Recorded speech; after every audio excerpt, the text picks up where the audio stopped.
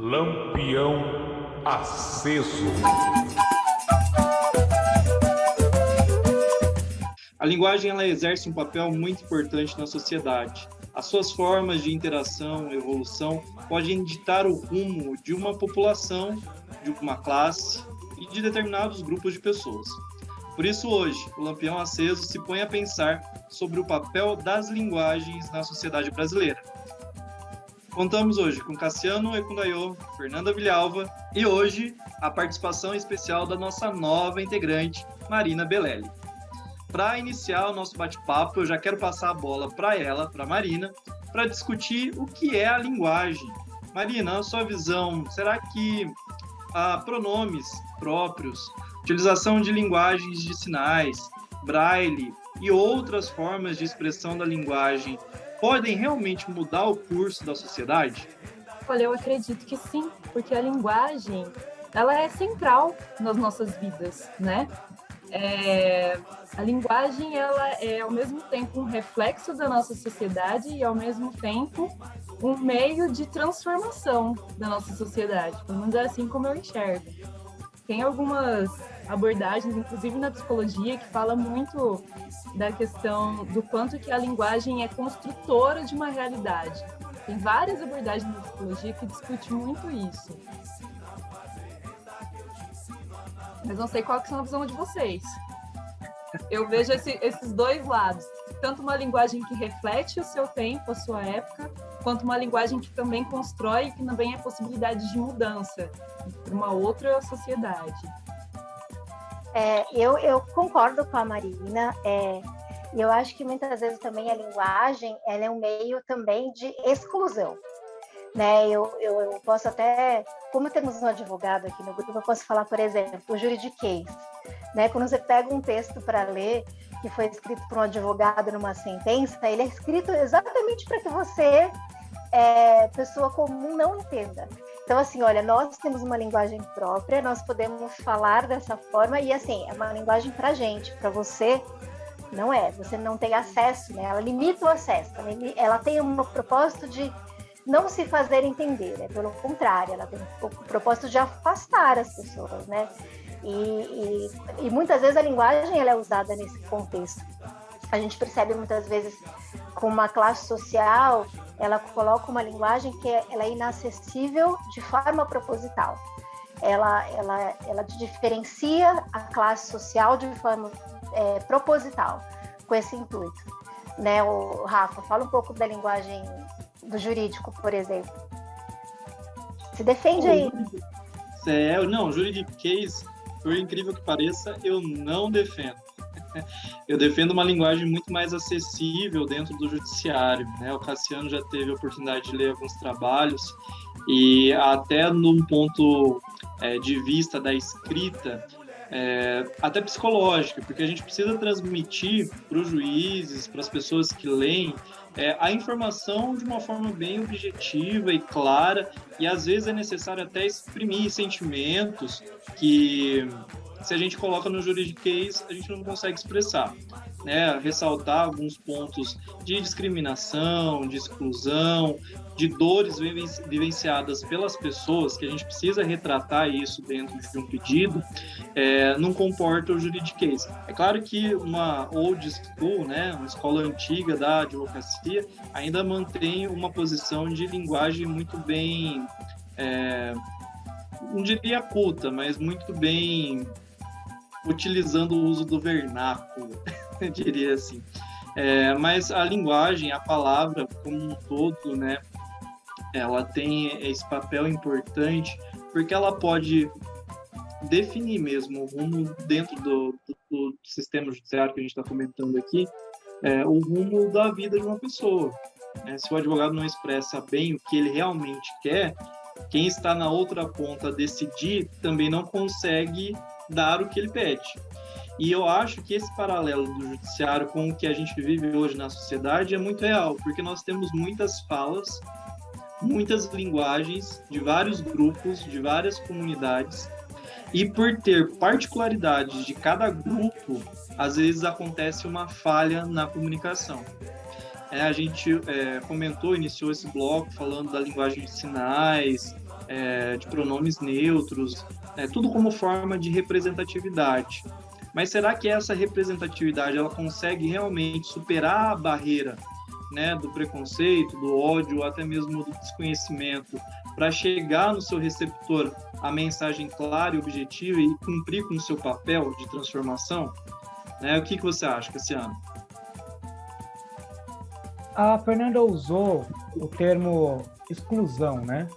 Quando você tem aí uma construção linguística, ela serve para excluir. Eu acho que pode ser até o contrário. Serve para incluir algumas pessoas apenas. Acho que não é pensando na exclusão, é pensando na inclusão de um grupo seleto, né? Porque não dá para você excluir 60% de uma sociedade. E é isso que acontece, ou mais do que isso, né? Então, eu acho que o objetivo não é excluir ninguém, é incluir um grupinho, criar uma panelinha e fazer com que o resto se submeta a esse grupo que tem essa linguagem.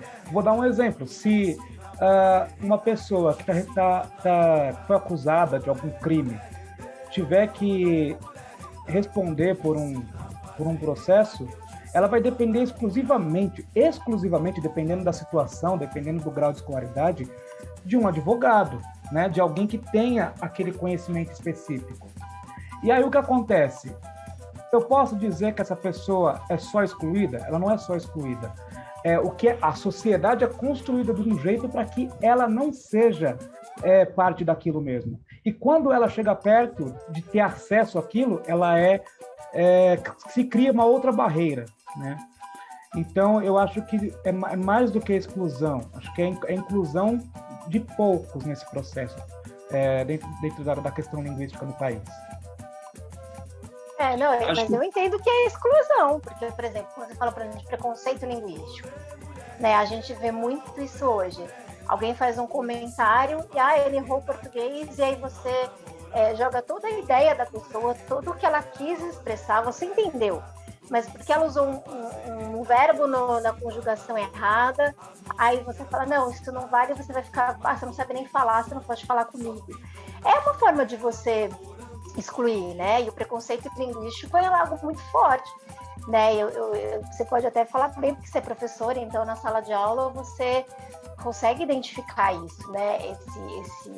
O aluno que ele não tem essa base familiar, que tem uma linguagem culta, você já sofre de cara esse preconceito, né? Mas essa construção é justamente para que eu mostre o meu poder em cima daquilo que você não tem. É nesse sentido que eu estou falando.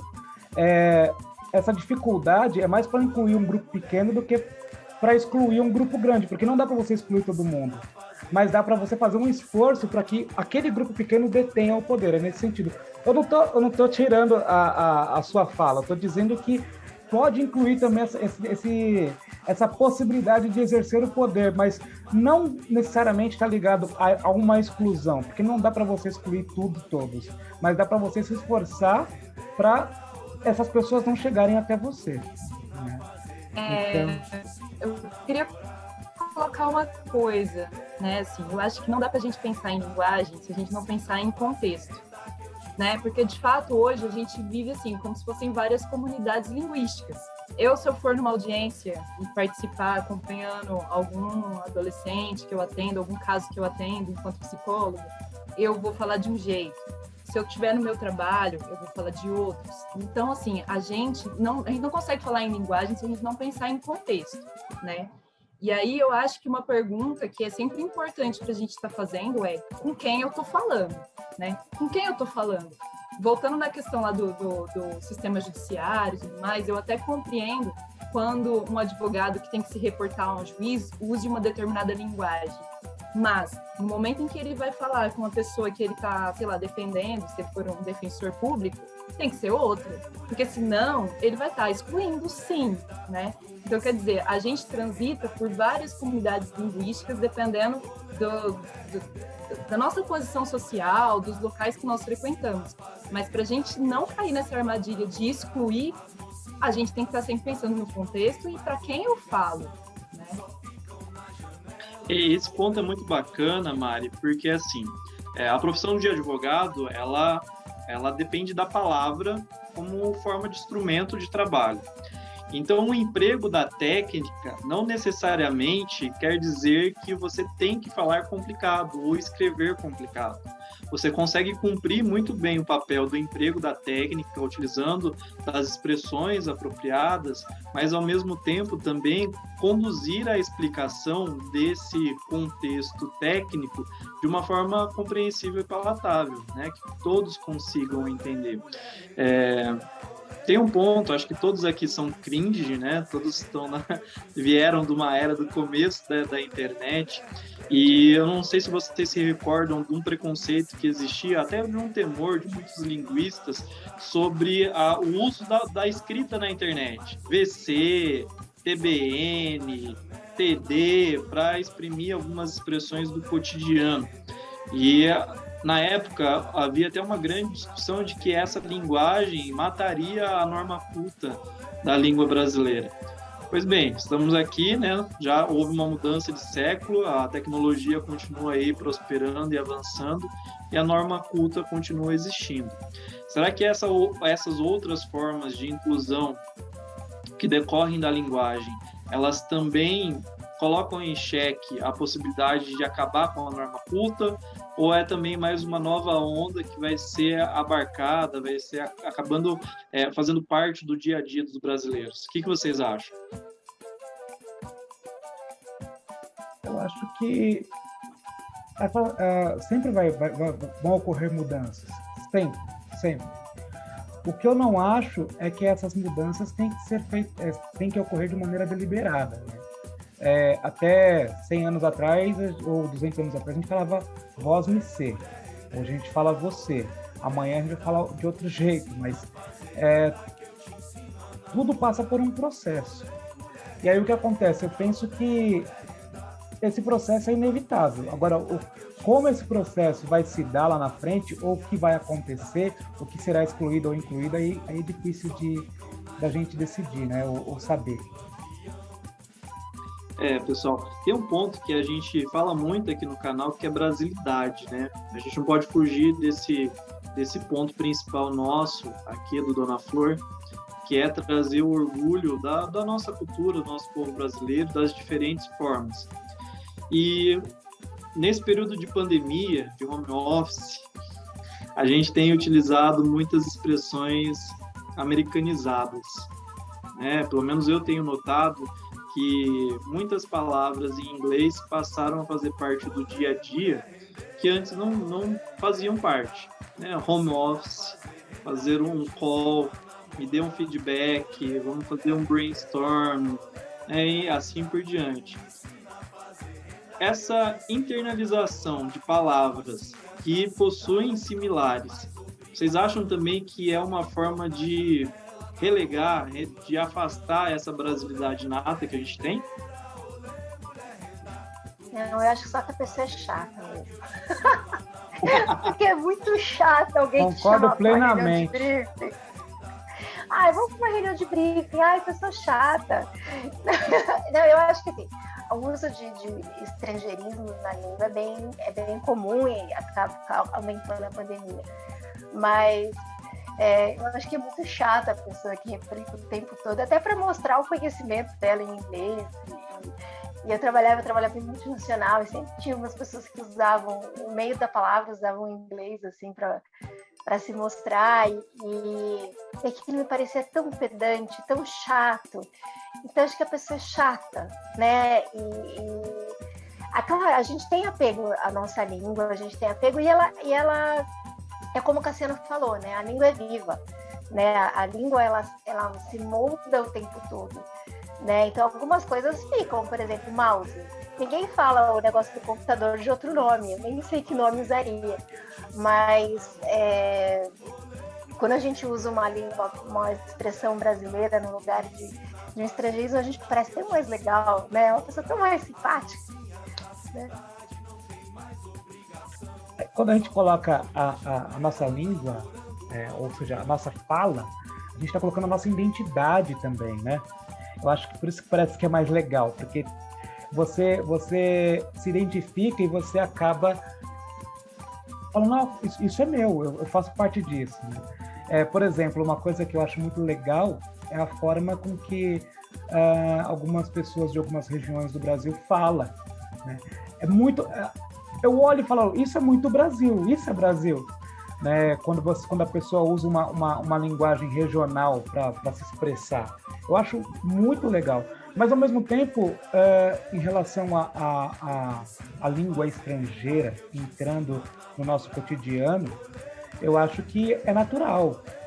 Mesmo porque a gente tem que levar em consideração que depois da Segunda Guerra Mundial, os Estados Unidos acabou, inclusive, tomando conta de todo o âmbito industrial do planeta. Então, você quer dominar um território, seja ele qual for, domina através da sua cultura, colocando a sua cultura. Então, nós somos fruto de uma construção ou de uma imposição, entre aspas, cultural de outro país. Isso acontece no Japão, acontece em todos os países que têm o dedinho dos Estados Unidos, não tem jeito. Daqui uns anos pode ser que a China esteja nesse lugar e nós vamos usar elementos mandarim para se referir a alguma coisa, não sei. E isso deixa bem nítido e claro, Cassi, que a linguagem é um instrumento de dominação. E ela reflete a cultura, né? Eu estava vendo um documentário falando que alguns verbos, até a forma de você usar o verbo, mostra muito como você coloca a cultura. Eu estava falando, fizeram um exemplo na Espanha, uma pessoa que estava no museu e derrubou um vaso. E aí falaram, não, o vaso foi derrubado. Né? E aí outras pessoas de outras línguas falam, não, o homem derrubou o vaso. Então a forma de você usar, até a forma, mostra a cultura de você culpar alguém por uma causa ou algo que é acidental e que está totalmente fora do seu controle. Então, quando uma cultura tende a procurar culpados, ela usa a forma da frase de um jeito, um homem derrubou um vaso. Agora, culturas que são mais voltadas, olha, acidentes acontecem, vamos resolver o problema e talvez não culpar ninguém, vai falar, o vaso foi derrubado. Então, a língua, ela mostra também a cultura. E aí entra no que você falou no começo, Rafa, do pronome neutro, né? A gente vive uma sociedade machista. Então, para a gente designar o normal é o masculino. Então, tudo quando se refere ao que é uma situação geral para todo mundo é sempre no masculino. E aí a linguagem neutra, ela vem com esse intuito de tentar trazer, olha, vamos pensar no mundo não binário, que não existem homens e mulheres e que talvez o sexo não seja tão determinante para que algo aconteça, porque hoje né? Se você é uma mulher, você vai ser julgada de um jeito, se você é homem, você vai ser julgado de outro.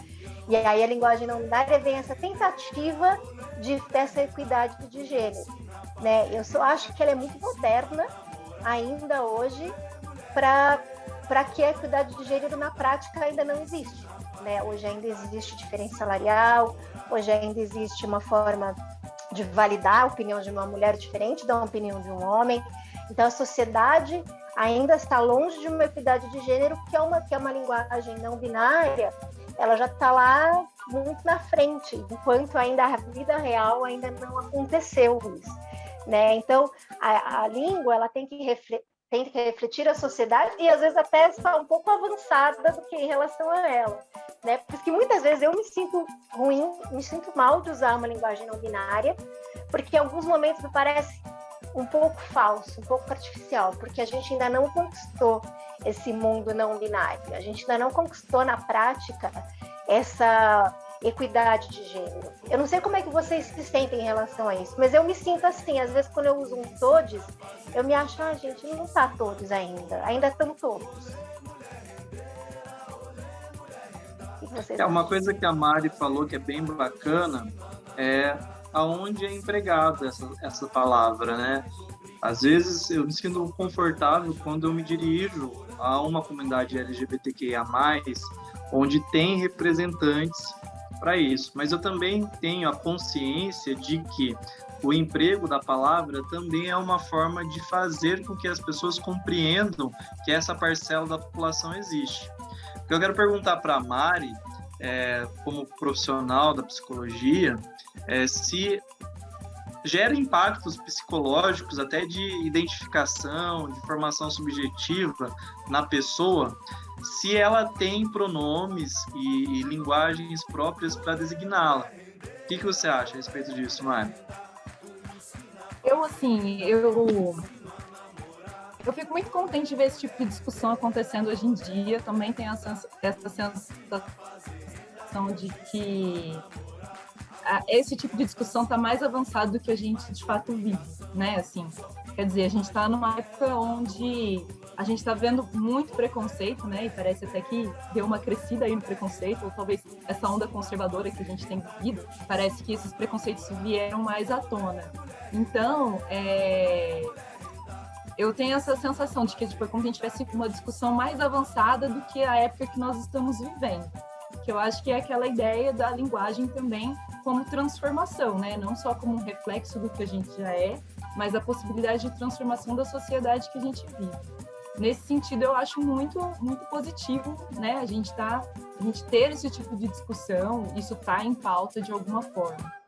Por outro lado, eu ouço falar que tem professores sendo muito repreendidos por isso, né?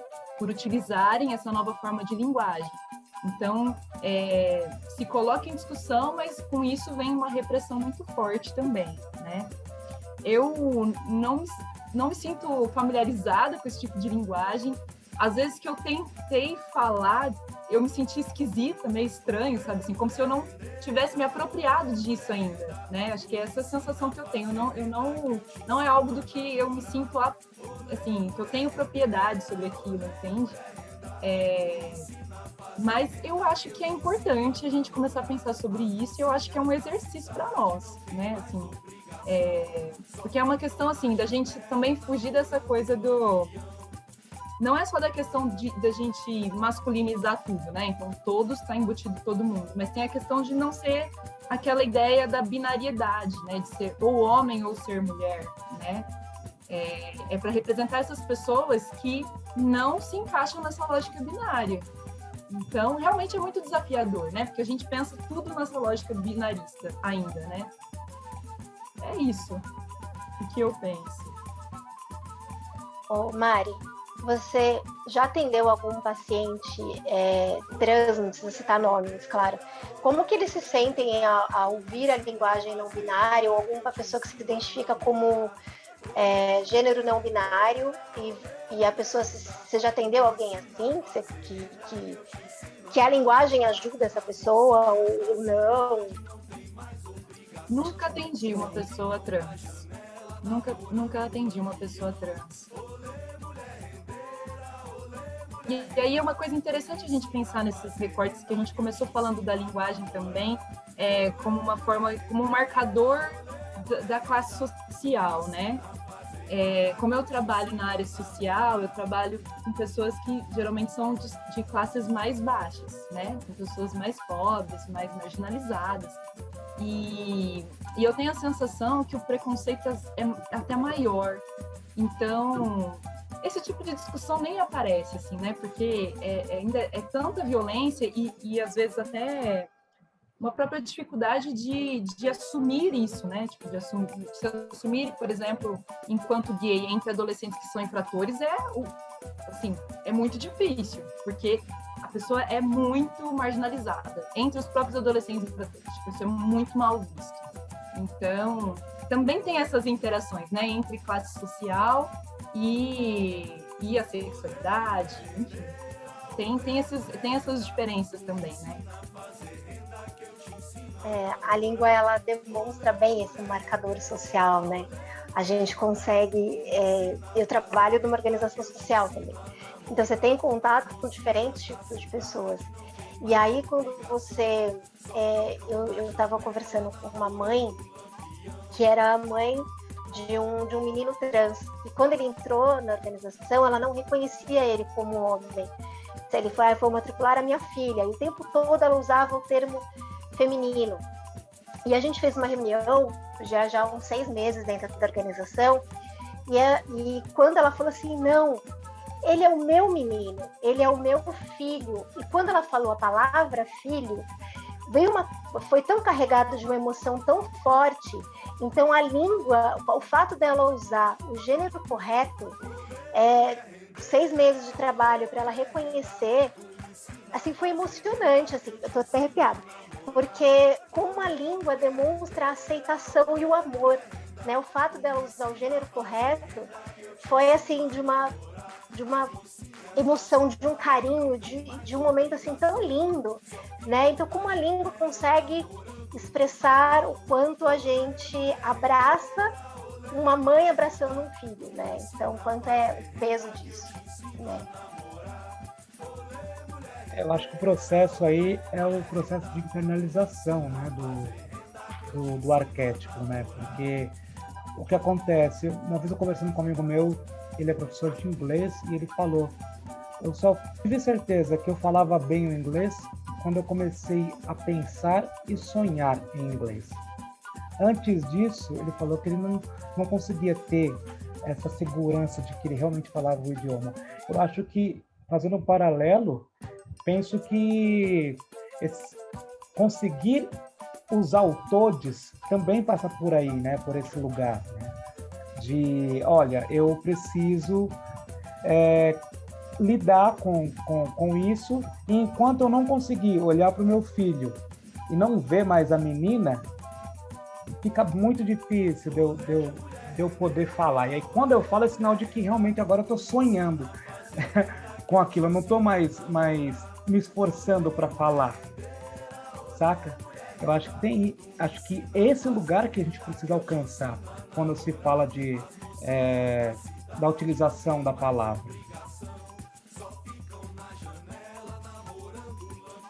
Acho que tem a ver com aceitação, né? Assim, nesse caso, acho que a linguagem está muito relacionada com a aceitação de ter um filho trans, né? Mas eu acho que realmente essa coisa de não pensar nessa lógica binária, ser tudo ou homem ou mulher, ou masculino ou feminino, realmente um desafio, é algo que a gente tem que estar em exercício, assim, na nossa vida, né? É muito difícil, porque culturalmente isso é muito forte, né? Por exemplo, eu vi uma campanha, né, de calcinhas menstruais. E aí eles fizeram também cuecas menstruais para pessoas que menstruam. Porque tem homens que são trans e que menstruam. Então, assim, na verdade implica em você realmente repensar tudo, né? Na hora dá até um nó na cabeça, porque a gente não está acostumado, a gente está acostumado com aqueles modelinhos. É isso ou é aquilo, não tem o intermediário, né? Então, é um desafio, né? E eu acho que a linguagem é mais um desafio aí, o uso dessa linguagem neutra, dos pronomes neutros. Eu acho que a sociedade ela precisa primeiro compreender quem são as pessoas que estão sendo representadas por essas palavras, por esses pronomes não neutros, para depois se habituar com o uso da própria palavra. Enquanto a sociedade não entender quem são essas pessoas e como elas estão inseridas na sociedade, muito difícil a sociedade vai empregar o uso correto da palavra. Né? Eu só sei que é errado conjugar um verbo junto com o sujeito, né? Eu só sei que é certo conjugar o verbo junto com o sujeito porque eu aprendi na escola. Da mesma forma, acho que todas as pessoas precisam aprender também que essa comunidade de pessoas, né, sejam pessoas trans, pessoas não binárias, pessoas com gênero fluido, elas também existem, elas estão na sociedade e a sociedade precisa aprender a respeitá-las. E a linguagem, a utilização da linguagem, do pronome não neutro, né, vem como também forma de respeito, além de identificação. Eu acho que você falou a palavra-chave, Rafa. Acho que a palavra é respeito, né? Quando a gente respeita o outro, a gente não vai correr o risco de ter um preconceito linguístico, né? Eu vou acolher a informação da forma que ela vier. Eu não vou me colocar acima de alguém porque eu falo melhor ou porque eu falo outro idioma. E eu vou respeitar a forma que a pessoa quer ser chamada, ou o gênero que ela quer ser referida, ou a não ter nenhum gênero, né? Então, acho que o respeito acho que é a chave, é a palavra-chave aí que une tudo que a gente falou.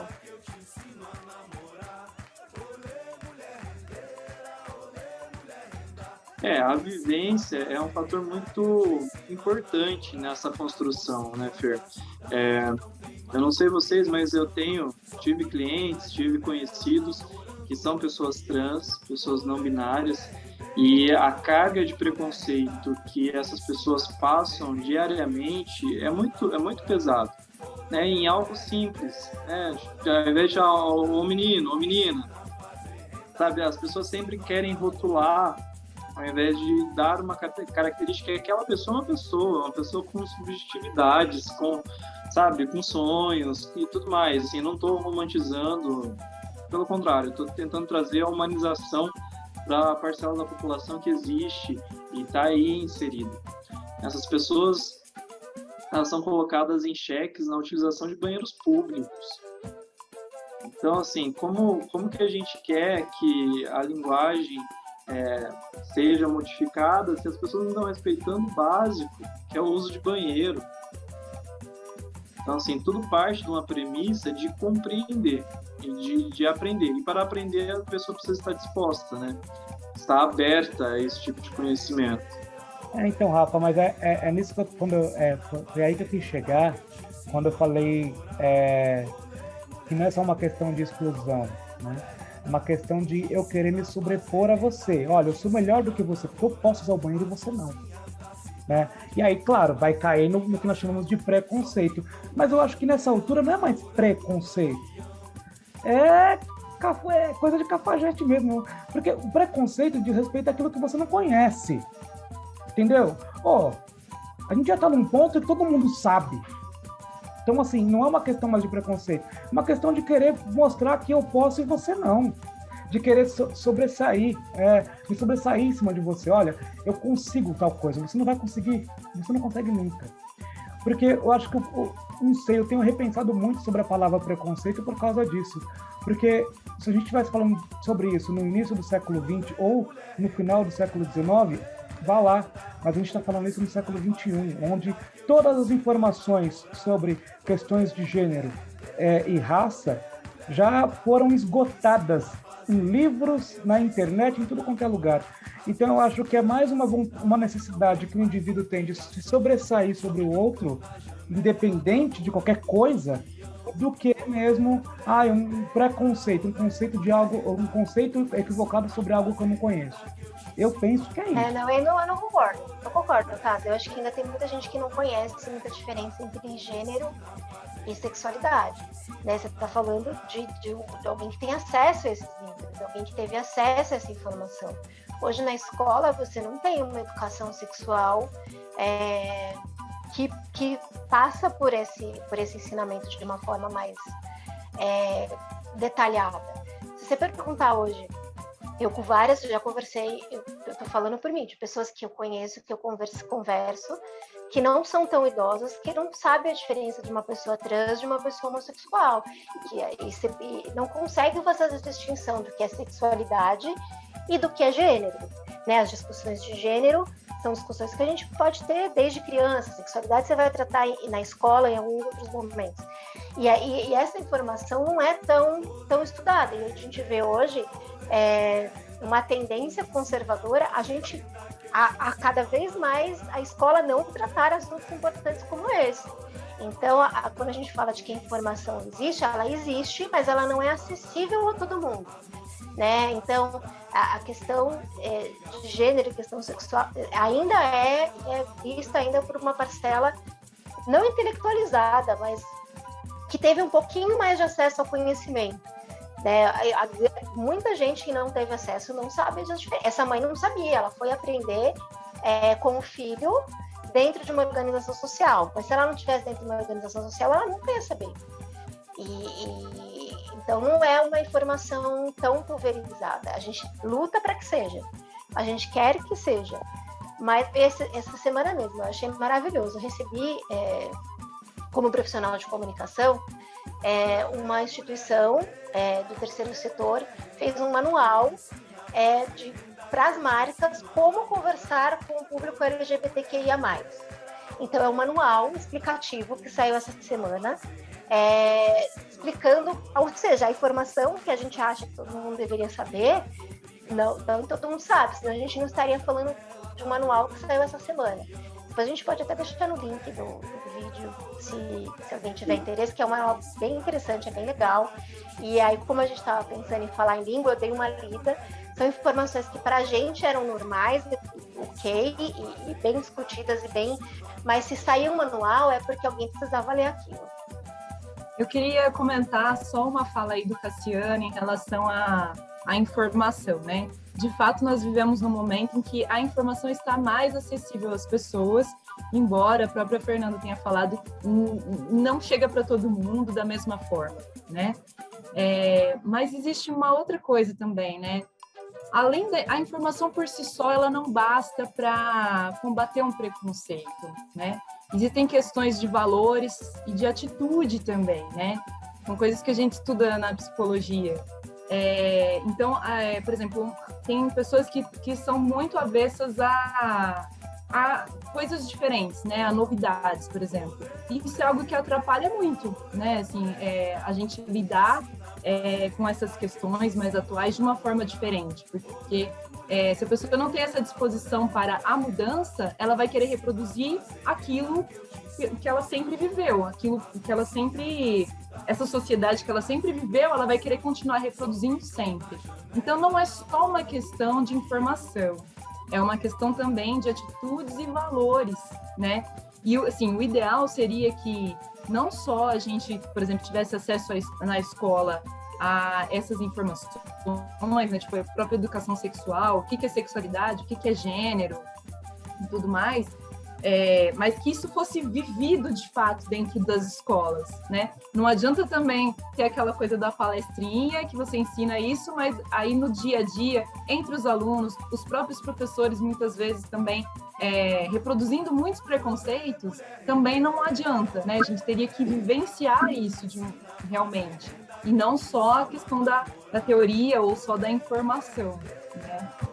E ainda falando só mais uma coisa em relação a gênero, né? Assim, porque a gente entrou nessa questão da discussão da linguagem neutra e tudo mais.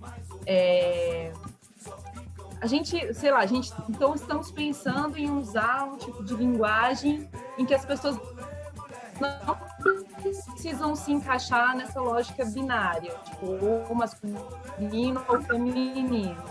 Porém, a gente nem se entende ainda enquanto gente, e já tem um outro dizendo que vai ser isso ou vai ser aquilo, vai usar a roupa tal ou vai usar a roupa Y. Então, assim, a linguagem é algo que está sendo discutido, mas a gente teria que estar repensando muitas outras coisas, muitas outras práticas aí no nosso cotidiano, nas nossas vidas, né? Teria que ser uma discussão ampla em vários níveis, não só na questão da linguagem.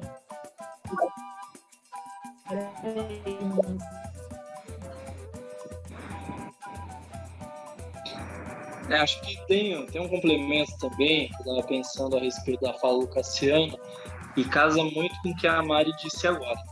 Tem um discurso que muitas pessoas usam, que isso não é do meu tempo, ou tal valor não corresponde porque eu cresci assim, foi a educação que eu tive, e beleza, vou seguir assim, vocês que lutem. Né? Esse discurso atemporal, né, ou segmentar o tempo para justificar uma conduta, é muito delicado, porque o seu momento é o hoje. Se você está vivo, está aqui respirando, está conversando com as outras pessoas, vivendo em sociedade, o seu tempo é o hoje. Então, na verdade, quem precisa lutar para compreender a dinâmica social é você que ainda não entendeu. Então, o que o Cassiano disse, acho que tem muito a ver com isso. O acesso à informação, ele está disponível. Né? Hoje, Facebook, YouTube, TikTok, Google, né? Todos os meios eletrônicos estão disponíveis na palma da mão para chegar a informação. Ela não está mais centralizada no meio da academia, nas grandes universidades. Não depende que a pessoa tenha somente uma formação superior, mestrado, pós-graduação, para compreender essa dinâmica social. Na verdade, basta um pouquinho de vontade e disposição para entender a diferença.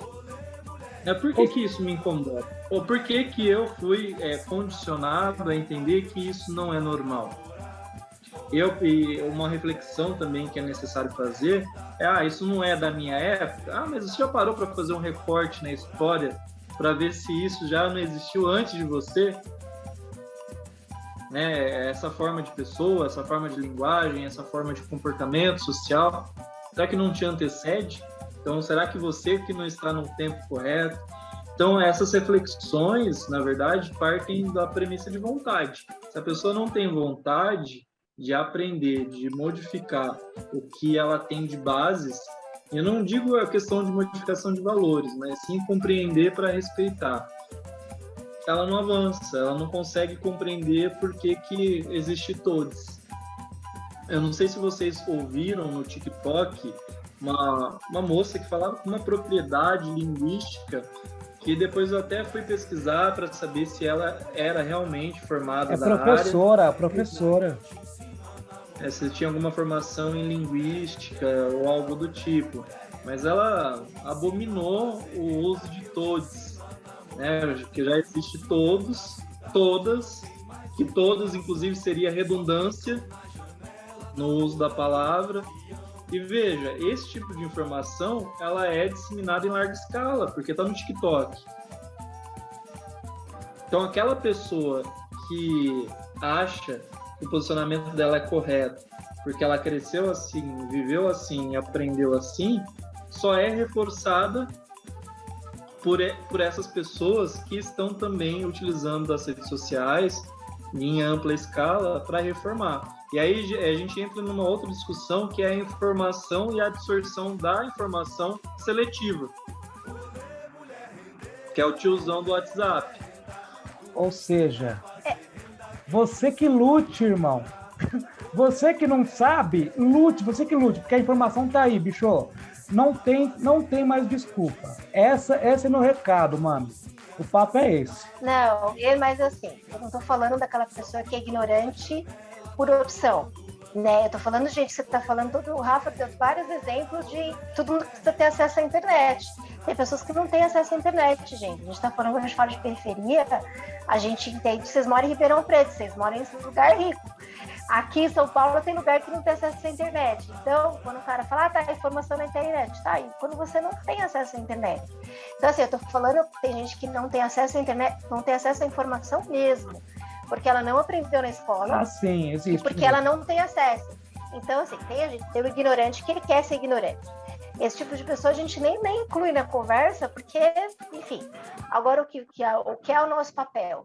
Eu, por exemplo, como mãe, eu vou cobrar esse tipo de ensino na escola do meu filho, porque eu tenho essa informação e eu quero ter essa informação. Eu, quando escolhi a pediatra do meu filho, por hoje eu poder ter um convênio bom e poder escolher um médico bom, eu escolhi uma pediatra que entendesse dessas questões de gênero. A pediatra do meu filho, ela trabalha num grupo de estudo no Hospital das Clínicas de crianças trans. Essa é a pediatra que eu escolhi para o meu filho, porque eu tenho esse conhecimento, então eu vou buscar profissionais, se esse assunto não for tratado na escola dele, eu vou cobrar. Então, a gente tem essa responsabilidade de fazer essa informação chegar de alguma forma, Não só para os nossos filhos, mas para os filhos dos outros, Então, tem uma parcela da população que realmente não quer, mas tem uma parcela que realmente não tem acesso, que é a mãe desse menino, por exemplo. Não, mas eu me refiro àqueles que não querem mesmo, porque são esses que, geralmente, inclusive, são os que pautam o que é dito na sociedade. Eu estou falando dessas pessoas. Eu estou falando das pessoas que têm o poder de pautar a sociedade de alguma forma. Pessoas que são donas de meio de produção, são essas pessoas. Porque são essas pessoas que muitas vezes influenciam de maneira negativa, propositalmente, de acordo com o que pensa, a essas pessoas que não têm acesso à informação. Então, quando eu me refiro àquele que não está lutando para buscar a informação que está aí, são essas pessoas que ditam o que vai ser feito daqui a 5 minutos.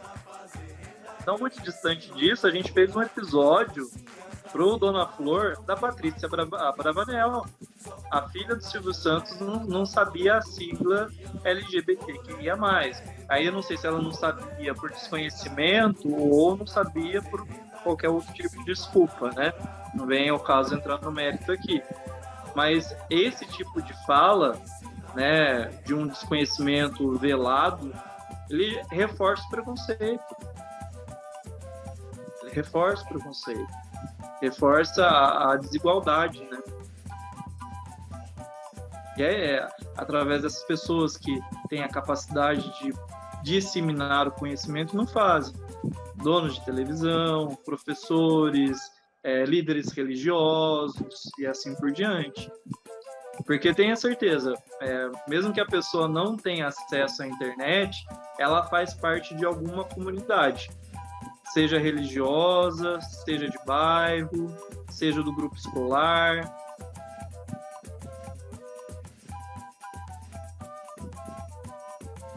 Sim, e aí eu concordo com você, Rafa, de que quando a gente está inserido nessa comunidade, a gente tem que estar aberto ao respeitar o outro, né? E aí esse respeito passa por buscar o conhecimento do outro, assim como essa mãe foi buscar o conhecimento do que era a transexualidade, e aí ela pôde amar o filho dela da melhor forma, né? E mesmo ela não tendo acesso à internet, por ser uma pessoa mais simples, ela foi dentro de uma organização social buscar isso.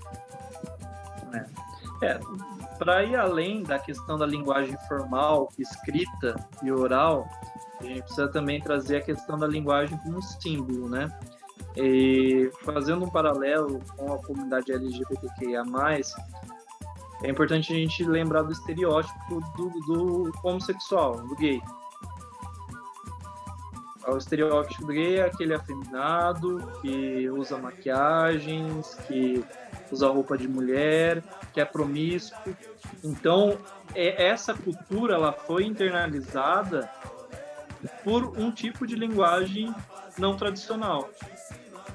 Durante anos, décadas, foi reforçado um estereótipo.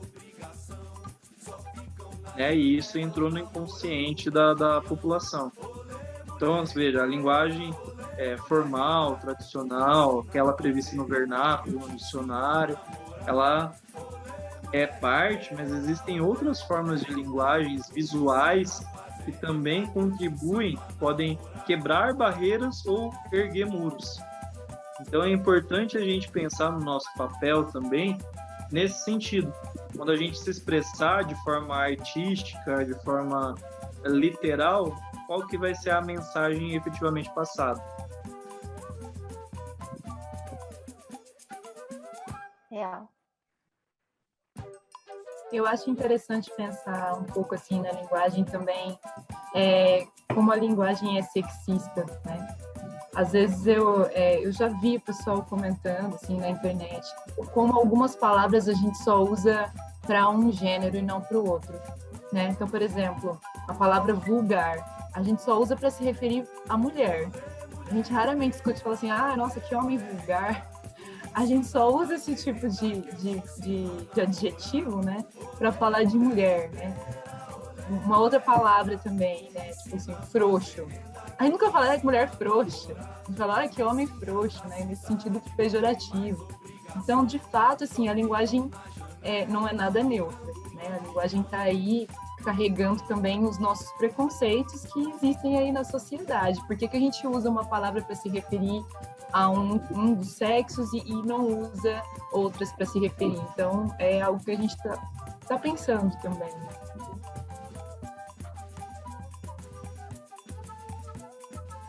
Essa discussão vai longe, hein? Isso que a gente nem é profissional da área de linguística, né? Pensou quem realmente debruça a estudar isso daí? É uma discussão por uma vida inteira. Então é isso, pessoal. Esse é o Lampião Aceso, um quadro do Dona Flor Podcast. Tratamos sobre linguagem. Se você gostou desse conteúdo, curta e compartilhe com seus amigos. E nos ajude a contribuir para essa comunidade com o nosso conhecimento e o nosso bate-papo. Até mais!